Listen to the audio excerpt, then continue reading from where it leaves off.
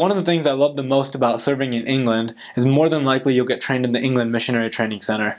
And so the first thing you do is you get off the plane, and because I was American, I was with about 40 to 50 other missionaries going to various like UK missions, and none of us really knew what was going on, but we were so fascinated and exciting.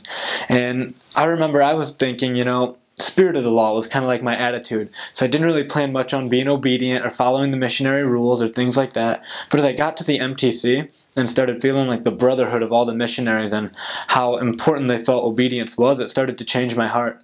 And so in the MTC in England, not only was I amongst like beautiful land and you could go out and see some of the sites, it's right next to the Preston England Temple, so it's just amazing, but it's also one of the most spiritual times of my entire mission was like my first 2 weeks there.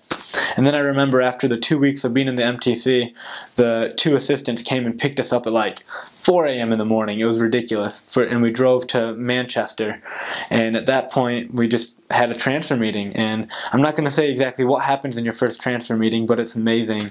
And you're really able to find out who your trainer is, where you're going to go, and that's one of the best parts of your entire mission. So one of the first impressions I had was it was just crazy. Like everyone's driving on the other side of the road, and that freaked me out a little bit. Everything's quite a bit smaller, and I wasn't used to being with somebody 24/7. That was a little bit difficult at first. My companion was from Belgium. He spoke French, and he and I at first didn't see eye to eye. Those first 6 weeks were some of the hardest of my life, but I prayed more than I'd ever prayed in my life, and I think that's why I was challenged at first. After my first 6 weeks, it got a lot better, and he and I became best friends, and we were able to work really hard and see a lot of success.